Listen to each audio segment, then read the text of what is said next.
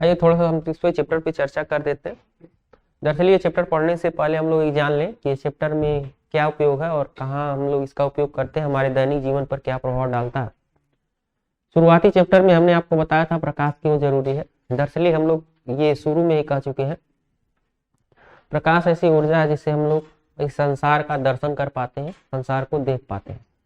और देखने के साथ साथ प्रकाश की ऐसी भी अन्य क्रियाएं हैं जो हमारे दैनिक जीवन में घटित होती रहती हैं। जैसा कि हम लोग देखे होंगे, सबसे पहले ये है कि हम लोग तो जब देख पाते हैं तो ऐसा कोई माध्यम होता है जिसके आर पार भी देख पाते हैं, और कुछ ऐसे माध्यम होते हैं जिसके आर पार हम लोग नहीं देख पाते। अर्थात जहां प्रकाश पास कर जाएगा, चला जाएगा, वहां हम लोग देख सकते हैं, लेकिन जहां से प्रकाश नहीं जाएगा वहां हम लोग देख नहीं पाते ना। तो वो कौन सी क्रिया है जिसके आधार पर हम लोग देख पाते हैं, कुछ चीजों को देख पाते हैं। जैसे इस दीवार के उस पार हम लोग नहीं देख पा रहे, बगल में कोई दीवार है और उसके उस पार देखना चाहे तो नहीं देख पाते, है ना। और सामने से कुछ अवरोध ना हो, अवरोध मतलब रुकावट ना हो, तो हम लोग देख पाते। तो अगर कभी भी प्रकाश, मान लीजिए हमारे कमरे में अंधेरा है और या हम अंधेरे जगह पर खड़े हैं, और अंधेरे जगह खड़े होने के बाद भी कहीं बल्ब एक जल रहा है या कोई प्रकाश स्रोत है, तो वहाँ की वस्तुएं हमें दिखाई देती हैं। बेशक उस प्रकाश स्रोत में उपस्थित कोई व्यक्ति अंधेरे में खड़े व्यक्ति को नहीं देख पाता। क्यों? क्योंकि जहाँ प्रकाश स्रोत होगा वहां से प्रकाश किरणें चलेंगी, उस चमक की प्रकाश किरणें चलेंगी और वो अंधेरे में खड़ा व्यक्ति के पास पहुंच जाएंगे, तो अंधेरे में खड़ा व्यक्ति उसको देख पाए। दरअसल जो अंधेरे में खड़ा व्यक्ति है वो प्रकाश उत्पन्न नहीं कर पाता, और हमें जो उजाले में खड़ा व्यक्ति है दूर, वो प्रकाश उत्पन्न करता है।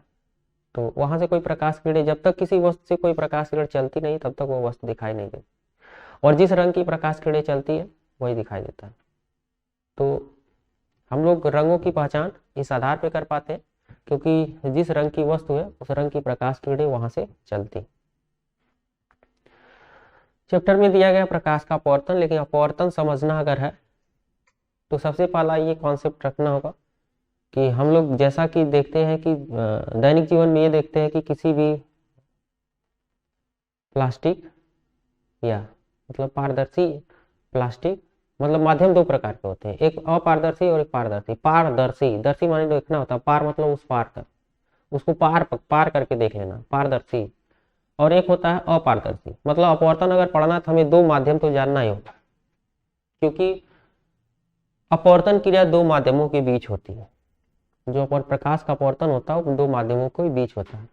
इसको समझना चाहें तो अपवर्तन को देखने के लिए एक बाल्टी ले चाहे गिलास ले, बाल्टी में बिना पानी भरे हुए किसी वस्तु को देख ले, और पुनः अगर एक सिक्का डाल दे उसको देख ले, उसके बाद फिर पानी भर दे, तो सिक्के का जो स्थान होगा ऐसा लगेगा कि वो कुछ ऊपर दिखाई दे रहा है।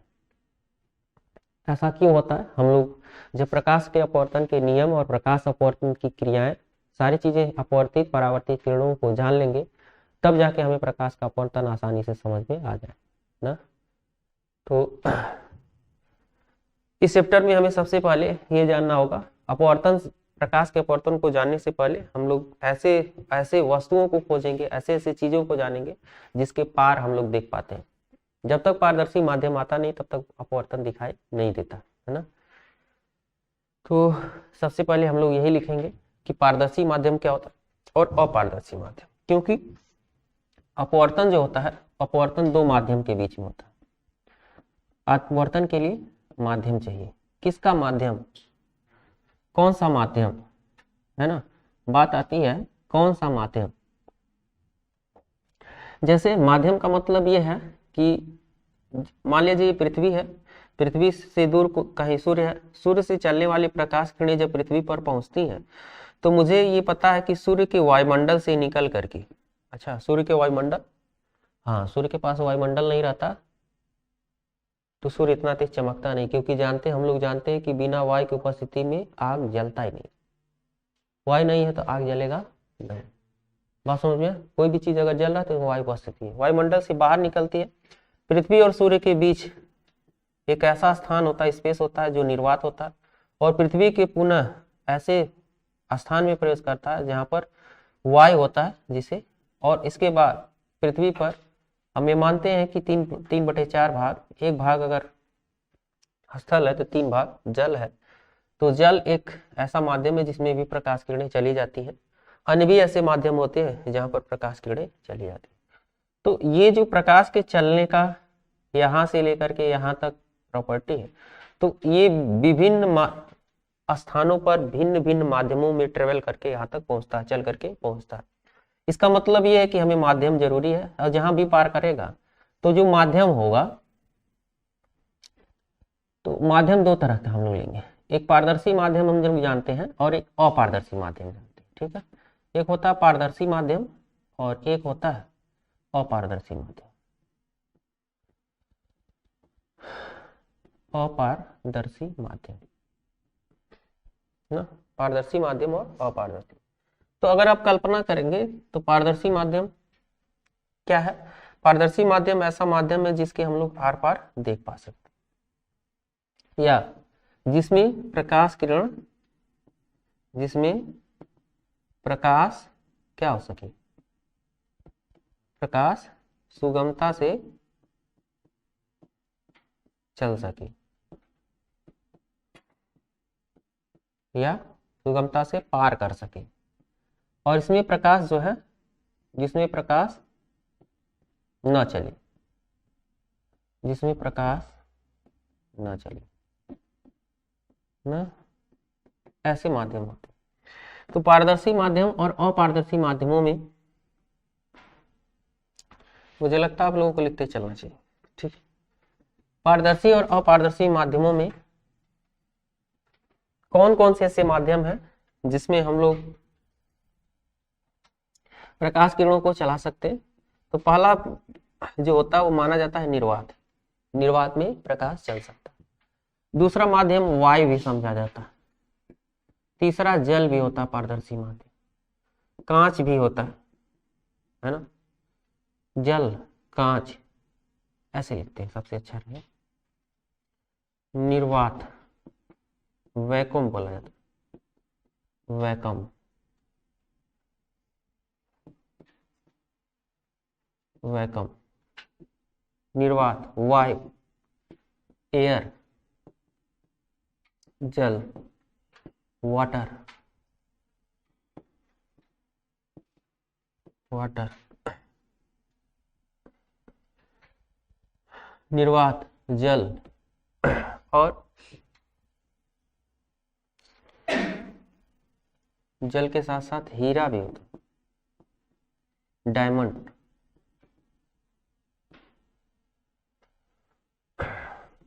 ग्लिसरीन भी होता है, पारदर्शी होता है ग्लिसरीन भी।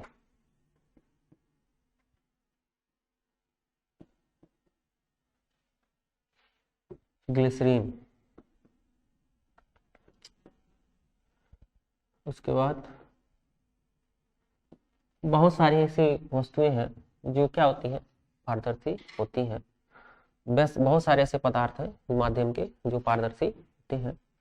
और पारदर्शी अपारदर्शी माध्यम देखा जाए तो अपारदर्शी माध्यम में लकड़ी, लोहा, लकड़ी, लोहा, लोहा, मिट्टी, मिट्टी, कपड़ा, बहुत सारे जिसको आप लिख सकते हैं।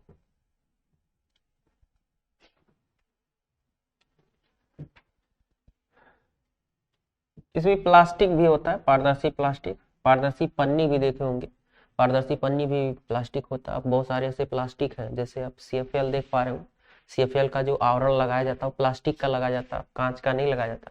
पहले जो हम लोग बल्ब उपयोग करते हैं 10 रुपये वाला या 20 रुपये वाला बल्ब जो आता था वो कांच का ही रहता था, वो पारदर्शी होता था जिसको प्रकाश हो पार कर जाए ना। तो अगर पारदर्शी और अपारदर्शी की कहीं भी बात आएगी तो हम लोग यही चीज सोचेंगे कि जिसमें प्रकाश पार कर जाएगा वो पारदर्शी माध्यम होगा, और जहां प्रकाश पार नहीं कर पा रहा होगा वो अपारदर्शी माध्यम।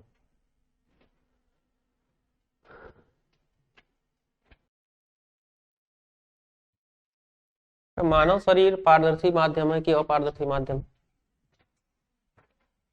मानव शरीर भी क्या है? अपारदर्शी माध्यम ना। अब आप आते हैं पारदर्शी माध्यम और अपारदर्शी माध्यम के बीच। प्रकाश का जो अपवर्तन होता है पारदर्शी माध्यम में ही देखा जा सकता है। अपवर्तन अगर हम लोगों को देखना है तो पारदर्शी माध्यम के बीच देखा जाता है, और एक ही माध्यम पे नहीं, माध्यम को बदलना हो। जब भी कभी माध्यम बदलता है तभी अपवर्तन होता है, अर्थात प्रकाश अपवर्तन के लिए माध्यम का बदलना जरूरी है। जब प्रकाश किरण एक माध्यम से दूसरे माध्यम में जाती है तो प्रकाश अपने पथ से विचलित हो जाती है, और प्रकाश जब अपने पथ से विचलित हो जाती है तो इसी घटना को हम लोग प्रकाश का अपवर्तन कहते हैं। तो लिख लीजिए, जब कोई प्रकाश किरण एक माध्यम से दूसरे माध्यम में जाती है, एक माध्यम से दूसरे माध्यम में जाती है, जब कोई प्रकाश किरण एक माध्यम से दूसरे माध्यम में जाती है तो इस घटना को प्रकाश का अपवर्तन कहते हैं। इस घटना को प्रकाश का अपवर्तन कहते हैं।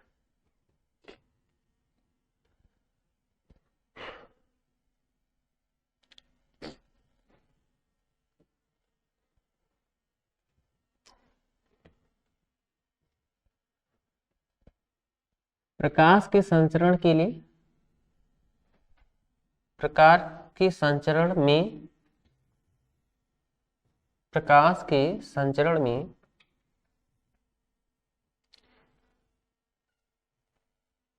माध्यम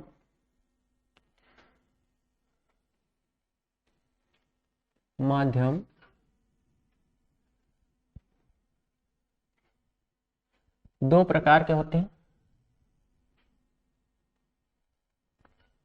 माध्यम दो प्रकार के होते हैं।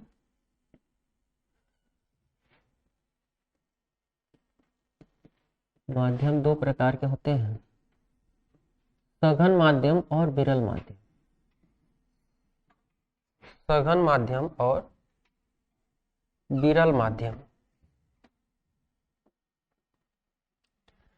सघन माध्यम और विरल माध्यम।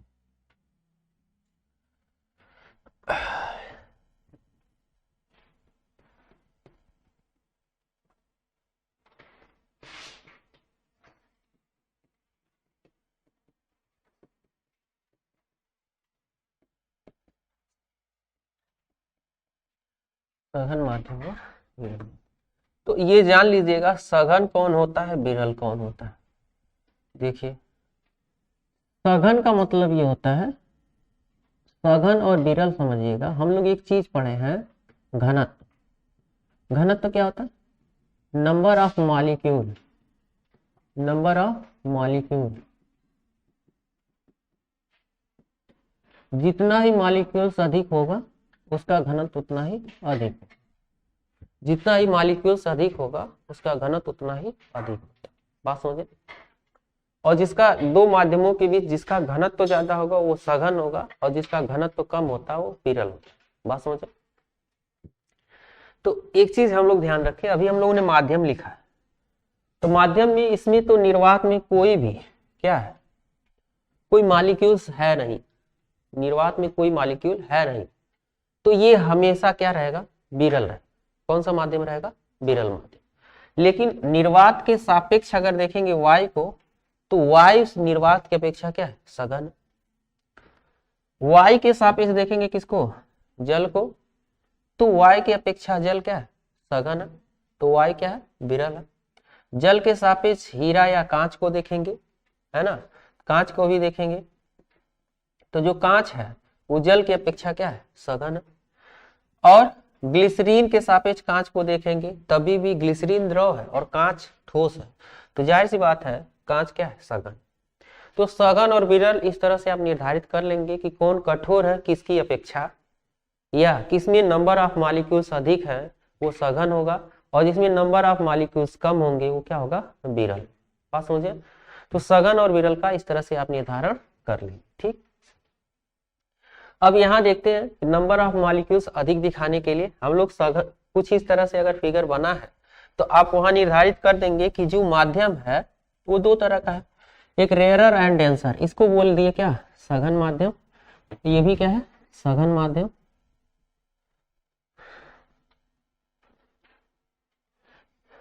ये सघन हो गया, और जहां नहीं दिखाया गया उसको मान लेते हैं विरल माध्यम, और ये भी क्या हो गया, रेयरर एंड डेंसर। दरअसल यहाँ पे दो घटनाएं घटेंगी। जब कोई प्रकाश कहीं से तिरछा आपतित हो रहा है, मान लिया जाए कि ये विरल माध्यम है, यहाँ पर वो माध्यम फर्स्ट है, और जो सघन माध्यम वो माध्यम सेकेंड है। यहाँ सघन माध्यम फर्स्ट है और ये क्या है, सेकेंड है, द्वितीय माध्यम है, सघन से विरल या विरल से सघन। अब ये प्रकाश किरण क्या हो रहा, आपतित हो रहा, इस तरह से। जब प्रकाश किरण आपतित होगा तो क्या होगा, और आने वाली किरण को हम लोग आपतित किरण कहते हैं, ये तो पता है। तो इसका हम लोग नाम तो लिख ही देंगे, आपतित किरण, है ना। इस किरण को क्या बोलते हैं, आने वाली किरण को बोलते हैं आपतित किरण, इंसिडेंट रे, है ना। तो ये जो किरण है वो क्या है, आपतित किरण, आपतित किरण है ये। उसमें भी वो आपतित किरण इंसिडेंट रे है। अब ये जो रे है जिस पॉइंट पर गिरता है उसे हम लोग बोलते हैं क्या, आपतन बिंदु। तो ये जो रे है, इस रे का ये जो पॉइंट है वो आपतन बिंदु है। कैसे लिखते हैं, ये रहा आपतन बिंदु,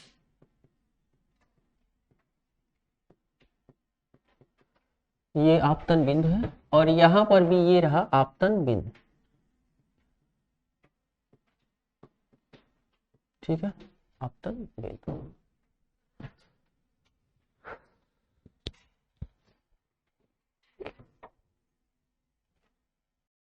तो जिस बिंदु पर गिरा, आपतन बिंदु पर हम लोग क्या डालते हैं, एक लंबवत तल खींचते हैं, और इसको हम लोग बोलते हैं अभिलंब। ये हमारा रहा अभिलंब, नॉर्मल जिसे बोलते हैं इंग्लिश में, अभिलंब नॉर्मल, है ना। तो हमारे पास कुछ बातें आ गई, आपतित किरण हो गया, आपतन बिंदु मिल गया, अभिलंब भी मिल गया। हम लोगों को मिल गया क्या, आपतन बिंदु और अभिलंब। अब देखिए हम लोग क्या मिलता है, आपतन कोण भी मिल गया। आपतित किरण जो अभिलंब से कोण बनाता है उसे आपतन कोण आई बोलते हैं। ये रहा आपतन कोण आई, है ना। आपतन कोण, आपतन कोण जो है आई माना जाता है। और अब इसी के बाद हम लोग क्या पढ़ेंगे, इसके बाद हमें ये जानना है कि प्रकाश किरण को तो जाना चाहिए था सीधा, प्रकाश किरण को इस पथ पर सीधे चले जाना चाहिए था। अगर माध्यम नहीं बदलता तो प्रकाश किरण सीधे चली जाती, लेकिन देखने को क्या मिलता है, देखने को यही मिलता है कि जब ये रेयरर टू डेंसर जाता, जब ये प्रकाश किरण विरल से सघन में जाती है, तो विरल से सघन में जाते समय प्रकाश किरण प्रभावित होती है, तो जो उस प्रकाश किरण वो थोड़ा झुक जाती है, और किधर झुकती है, अभिलंब की ओर थोड़ा सा झुक जाती है। जाना चाहिए था सीधा, लेकिन अभिलंब की ओर झुक जाता। तो यहाँ जो किरण मिला, ये मिला अपवर्तित किरण, इसको बोलते हैं अपवर्तित किरण। ठीक, अपवर्तित किरण और अभिलंब के बीच जो कोण बनता है अपवर्तन कोण बोलते हैं, आर। तो अपवर्तन जो कोण रहा वो आर हो गया, अपवर्तन कोण आर। ठीक, इसमें भी प्रकाश किरण को तो सीधा जाना चाहिए था ना, लेकिन सीधा नहीं जाता, प्रकाश किरण थोड़ा सा अभिलंब से दूर हट जाता है, अभिलंब से दूर हट जाता है, सीधा नहीं जाता, अभिलंब से दूर हट जाता। तो यहाँ पर हम लोगों का जो अपवर्तन कोण हो जाता है वो आर हो जाता है ना, अपवर्तन कोण आर। तो इन दोनों चित्रों में अपवर्तन की क्रिया दिखाई गई किसमें, दो माध्यमों के बीच, फर्स्ट और सेकेंड। तो ये डिपेंड करता है कि ये प्रकाश किरण किस माध्यम से किस माध्यम की ओर जा रही है। तो हम लोग यहाँ पर कुछ चीजें दिखा चुके, आपतन कोण भी देख चुके हम लोग। आपतन कोण रहा जो अभिलंब और किसके साथ, आपतित किरण के साथ बनता है। अपवर्तन कोण भी पता चल गया जो अपवर्तित किरण और अभिलंब के बीच बनता है। और एक चीज तो मैंने पहले ही बता दिया था, माध्यम दो तरह के होते हैं, एक सघन माध्यम है और एक विरल माध्यम। सघन माध्यम जो कठोर होगा या जिसमें नंबर ऑफ माध्यम दोनों पारदर्शी होंगे, कठोर होंगे तो सघन होगा और लचीला होगा तो विरल, या नंबर ऑफ मॉलिक्यूल्स जिसमें ज्यादा है वो कठोर है ना, सघन है, और जिसमें कम है वो क्या है, विरल। अगर देखेंगे यहाँ पर, यहाँ देखिएगा, अगर आप यहाँ देखते हैं तो यहाँ आपको दिखाई देगा जो आपतन कोण है इस फिगर में आई ग्रेटर देन होता है किससे, आर से, और यहाँ पर जो अपवर्तन कोण है ग्रेटर देन होता है किससे, आई से। जो कौन सा कोण है, अपवर्तन कोण आर है वो ग्रेटर देन होता है किससे, आई से। ठीक, तो आर और आई को हम लोग देख पाए कौन कितना होता है। ठीक, अब ये तो लिखवाना नहीं है, ये वाला आपतित किरण अपवर्तित किरण, ये आपसे पूछेगा नहीं, ये जान गए कि वो फिगर में ही आपको प्रदर्शित कर दिया गया, मैंने बता भी दिया कौन आपतित किरण अपवर्तित किरण है, कौन परावर्तित। ये सारी बातें आपने देख लिया। इसमें देखिए अब आगे क्या देखना, ये एक चीज और है, अपवर्तन का कारण, अपवर्तन काज ऑफ रिफ्रैक्शन। अपवर्तन का कारण मैंने पहले ही बताया था, अब भी जान लेते हैं। काज ऑफ रिफ्रैक्शन जो होता है वो माध्यम के बदलने से, माध्यम के बदलने से। एक चीज और रखेंगे, अपवर्तन क्रिया में कभी भी जब कोई प्रकाश किरण एक माध्यम से दूसरे माध्यम में जाता है तो प्रकाश की चाल बदल जाती है, प्रकाश की चाल बदल जाती है, तरंगदैर्घ्य बदल जाएगा लेकिन आवृत्ति नहीं बदलती। कभी भी प्रकाश क्रिया में अगर कोई प्रकाश किरण एक ही स्रोत से प्रकाश किरण निकल रही है तो किसी भिन्न भिन्न माध्यमों में भी अगर वो चले तो प्रकाश किरण की चाल बढ़ या घट सकती है, लेकिन और तरंगदैर्घ्य भी बढ़ या घट सकता है, लेकिन आवृत्ति फ्रीक्वेंसी बदलती नहीं, है ना। गुरुजी अभी भी ये जो शब्द बोले जा रहे हैं ना, आवृत्ति, तरंगदैर्घ्य, चाल, तो खुद को आप क्या करिए, हवा में चला कर देखिए। तो आप हवा में जब चलेंगे तो एक सामान्य चाल से आप जब चल रहे हैं उसी चाल से, सामान्य चाल से चलिए और उतना ही फोर्स ला करके पानी में चलिए, है ना, पानी में चलिए तो आपका जो स्पीड होगा ना उतना ही फोर्स से अगर चलेंगे तो घट जाए।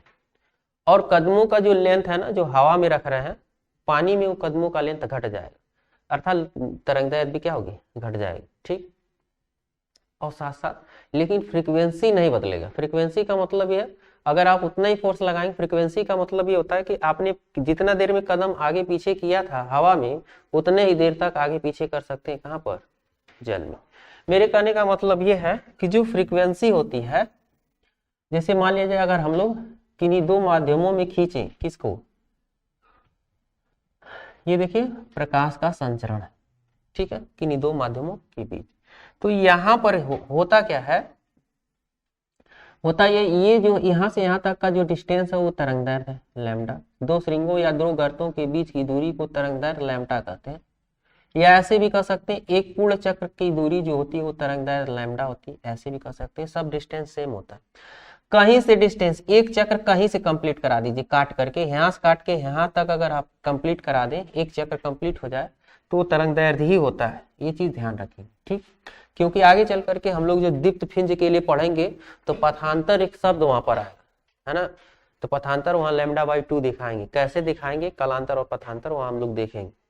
तो एक चीज ध्यान रखिएगा, दो श्रृंग डेफिनेशन इजी होता है कि दो श्रृंगों से दो गर्तों के बीच की दूरी तरंगदैर्घ्य होता है। क्योंकि अगर आप जरा सोचिए, इसको आधा काट दें, ऐसे सोचिए, अगर इसको आधा काट दें यहाँ से और ये तो आधा है और इसको इधर घुमा दें, इसको इधर घुमा दें तो चक्र कंप्लीट कर देगा, कोई दिक्कत नहीं, आप जहां से चाहे वहां से काट के एक चक्र कंप्लीट करा दीजिए। हमारा मर्जी किया, हम यहाँ से काट दिए और पुनः इसको घुमा करके यहाँ से काट दिए। अब इसको ऐसे घुमा के लास्ट हटा दें तो एक चक्र क्या करेगा, कंप्लीट कर देगा यहाँ से यहाँ ना। तो एक चक्र कहीं से भी कंप्लीट हो जाए वो तरंग दैर्ध्य होता है। ठीक, दूसरी बात समझिए। अब आपने किस में चलाया था इसको, कहीं किसी और माध्यम प्रकाश को, लेकिन ये तरंग दैर्ध्य रहा, स्पीड रहा।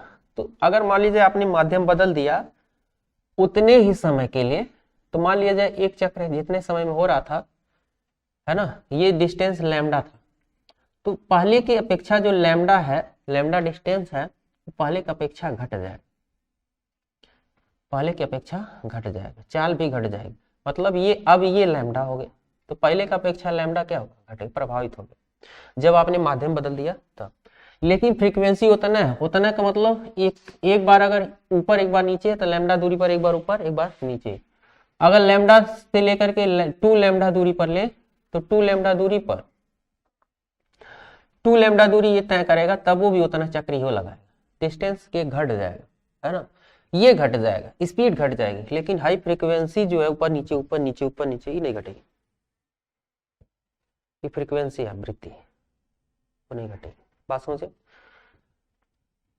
तो अपवर्तन का कारण है माध्यम का बदलना, मार्ग से विचलित हो जाना, अपवर्तन। तो अगला जो है हम लोगों को जानना अपवर्तन के नियम। अपवर्तन का नियम क्या है, अपवर्तन के नियम में अगर देखें, law of refraction, law of refraction 2 नियम लिखाए गए। एक प्रथम नियम है, प्रथम नियम जो परावर्तन का नियम है वो सेम अपवर्तन के नियम के तुल्य है। द्वितीय नियम थोड़ा सा स्नेल्स लॉ के आ जाने से थोड़ा सा चेंजिंग है द्वितीय नियम। तो दरअसल अब परावर्तन में 2 नियम जो आपतित किरण, अपवर्तित किरण तथा आपतन बिंदु पर अभिलंब, जो तीनों एक ही तल में होते हैं, तो यहाँ पर वही चीज लेंगे। वहां पर सेकेंड लॉ आपतन कोण परावर्तन कोण के बराबर होता है, वो बताया गया था। लेकिन यहाँ पर जो चूंकि हमने अभी फिगर जो बनाया वहां हम लोग देख पा रहे हैं कि एंगल्स में एंगल बदल जा रहे हैं, जो आपतन की अपेक्षा अपवर्तन कोण जो है वो बदल जा रहा है। तो किस पे डिपेंड करता है उसके बारे में हम लोग सीख रहे हैं। तो अगला हेडिंग हम लोगों का है अपवर्तन के नियम, लॉ ऑफ रिफ्रैक्शन। तो प्रथम नियम है आपतित किरण, आपतित किरण, अपवर्तित किरण, अपवर्तित किरण तथा आपतन बिंदु पर अभिलंब, तथा आपतन बिंदु पर अभिलंब, आपतन बिंदु पर अभिलंब, तीनों एक ही तल में होते हैं। अभिलंब तीनों एक ही तल पर होते हैं, तीनों एक ही तल पर होते हैं।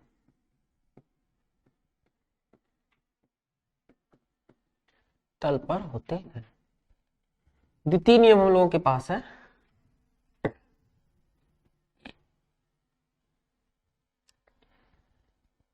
द्वितीय नियम ये क्या है, ये अच्छा नियम है द्वितीय नियम। इसको जानते हैं हम लोग कि जब कोई प्रकाश किरण एक माध्यम दूसरे माध्यम में जाती है तो पहले माध्यम में आपतन कोण, दूसरे माध्यम में बना अपवर्तन कोण का के साइन का अनुपात सदैव नियत होता है। सदैव क्या होता है, नियत होता है। और इस नियत वैल्यू को अपवर्तनांक माना जाता है। पहले माध्यम के सापेक्ष दूसरे माध्यम का अपवर्तनांक कहते हैं, अर्थात साइन आई बटे sign are equal to 1n2 पहले माध्यम के सापेक्ष दूसरे माध्यम का अपवर्तनांक कहते हैं। तो यहाँ जो 1n2 है, 1n2 इसको बोलते हैं पहले माध्यम के सापेक्ष, पहले माध्यम के सापेक्ष दूसरे माध्यम का अपवर्तनांक, दूसरे माध्यम का अपवर्तनांक, अपवर्तनांक पहले माध्यम के सापेक्ष दूसरे माध्यम का अपवर्तनांक।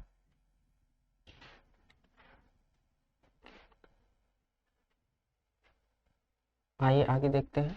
पहले माध्यम के सापेक्ष दूसरे माध्यम का अपवर्तनांक हो गया। कभी कभी इसी को n भी कहा जाएगा, कोई दिक्कत नहीं, n कहिए या 1n2 कहिए। तो n आगे यूज करेंगे हम लोग, जो फार्मूला पढ़ेंगे गोलीय पृष्ठ से अपवर्तन जब हम लोग पढ़ रहे होंगे, अपवर्तन का n बटे भी, आगे हम लोग पढ़ेंगे n बटे भी माइनस 1 बटे u equal to n minus 1 by r. गोलीय पृष्ठ से जब अपवर्तन पढ़े ये फॉर्मूला प्रूफ करना होगा। तो n का मतलब 1 या 2 या ना, तो फॉर्मूले में चाहे ऐसे देगा, चाहे 1n2 बटे v minus 1 by u equal to 1n2 minus 1 by r, या इसी का मतलब, और आगे समझ लीजिएगा, इसी का मतलब होता है n2 अपान n1, n2 अपान n1 होता है ना, n2 अपान n2 अपान, देखिए सापेक्ष अपवर्तनांक, एक होता है सापेक्ष अपवर्तनांक और एक होता है निरपेक्ष अपवर्तनांक। बात आती है सापेक्ष अपवर्तनांक क्या होता है कि जब दो माध्यमों की तुलना करते हैं तो सापेक्ष अपवर्तनांक होता है ना, लेकिन जब कभी हम तुलना निर्वात के सापेक्ष करते हैं तो निरपेक्ष होता है। निरपेक्ष का निर्वात का मतलब कोई नहीं, किसी के सापेक्ष नहीं, तो ये जो है n2 और n1 जो है निरपेक्ष अपवर्तनांक होते हैं। n2 और n1 कभी भी अपवर्तनांक, फिर समझिएगा, अगर कभी भी अपवर्तनांक y या निर्वात के सापेक्ष होगा तो उसे निरपेक्ष अपवर्तनांक बोलते हैं।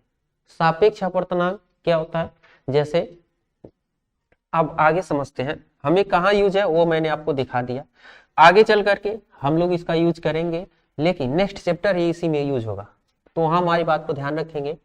देखिए ये कैसे देगा, कहीं कहीं लिखेगा ऐसे GNW, WND है ना, इस तरह का लिखा, तो इसको हम लोग क्या पढ़ते हैं, G फॉर होता ग्लास है ना। जैसे हम लोग क्या करेंगे, अभी मैंने इसी के पहले एक चीज लिखवाया था, GNW DNW, ठीक है। तो अब यहाँ कर ही लेते हैं, एयर जो होता है, एयर का फर्स्ट लेटर ए यूज करते हैं, ठीक है। वाटर का जो फर्स्ट लेटर है उसका W हम लोग यूज करते हैं, और ग्लास का जो फर्स्ट लेटर है वो G का उपयोग करते हैं। डायमंड का जो फर्स्ट लेटर है ना, डायमंड का जो फर्स्ट लेटर है वो D का यूज करते हैं हम लोग, है ना।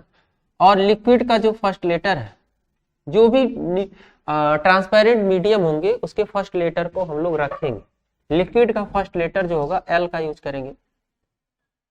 जैसे कहीं आपके सामने लिखा रहा है LNG, LNG का अर्थ क्या होगा, L का मतलब द्रव के सापेक्ष, refractive index of glass with respect to liquid, refractive index of glass with respect to liquid, द्रव के सापेक्ष कांच का अपवर्तनांक, बाद वाले को बोलते हैं सापेक्ष कांच का अपवर्तनांक।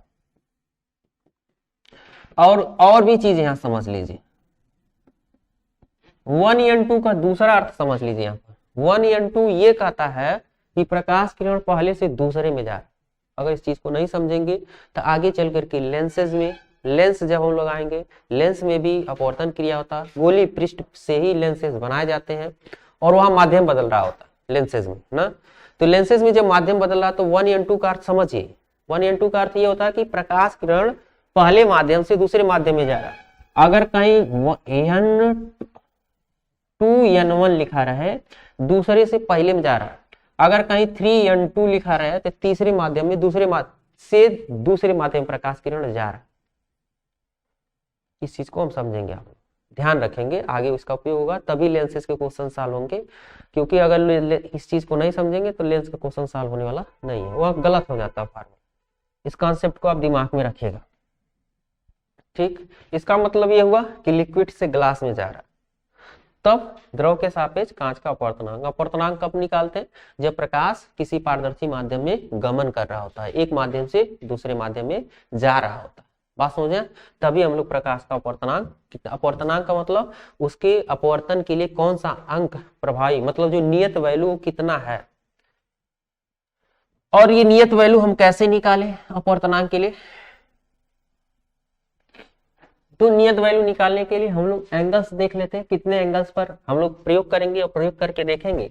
जैसे कहीं पृष्ठ, कोई पृष्ठ होगा, उस पृष्ठ पर जैसे कांच का एक टुकड़ा ही ले लें, वायु ले लें, और यहाँ पर हम लोग देखेंगे रेज को डाल करके कितने एंगल्स पर इसका क्या है, इंसिडेंट एंगल क्या है और रिफ्लेक्टेड एंगल क्या है, वो तो हम लोग पता करेंगे किससे, प्रयोग से ना।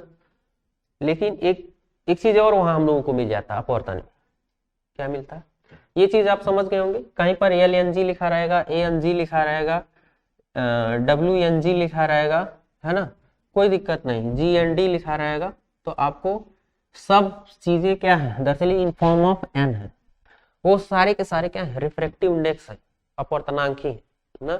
लेकिन ये बताता है कि ग्लास से डायमंड में जा रहा, ये बता रहा है जल से ग्लास में जा रहा, ये बता रहा वाई से ग्लास में जा रहा। इस प्रतीकों का अर्थ यही है। ठीक, आगे हम लोग इसका उपयोग करेंगे क्वेश्चंस के लिए, लेकिन और चीजें हम लोग समझ लेते हैं। जो अपवर्तनांक होता है उसकी एक वैल्यू और हम लोग जानते हैं, एंगल के साथ साथ क्या बदलता, चाल। तो पहले माध्यम में प्रकाश की चाल,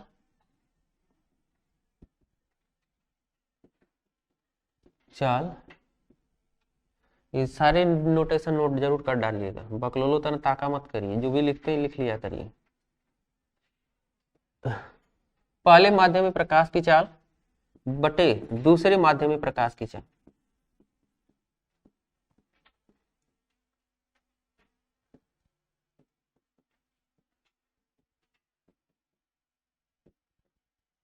चाल लेंगे तो ये अपवर्तनांक 1n2 बराबर होता है v1/v2। एक और भी ये भी होता है रिफ्रैक्टिव इंडेक्स के लिए। ठीक है, अभी मैंने बताया जब प्रकाश किरण जो संचरित हो रहा है, वो प्रकाश किरण अगर इस प्रकार संचरित हो, वो निर्वात में जा रहा, वायु या निर्वात में, वायु या निर्वात में चाल ले ले, चाल ले ले, अब बटे माध्यम में चाल ले ले,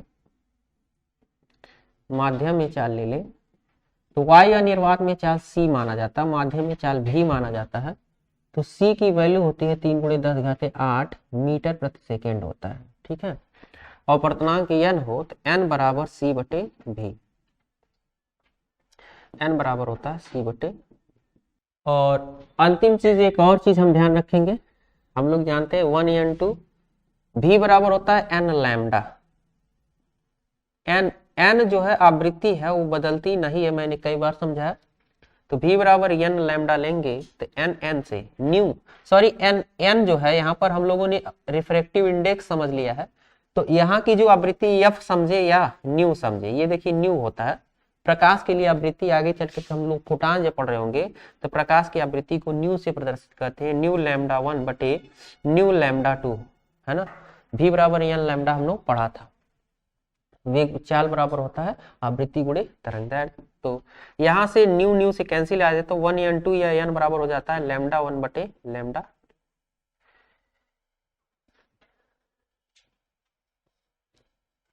तो निकलिए बच्चे, जिनको कोचिंग नेक्स्ट पढ़ना, जो कोचिंग पढ़ना वो लोग निकल जाए। ये कंप्लीट है, आगे क्या पढ़ेंगे कल, अब हम लोग पढ़ेंगे उत्क्रमणीयता का सिद्धांत, ये भी काम करेगा। ये रहा आपका क्या, प्रकाश का अपवर्तन और अपवर्तन की क्रिया।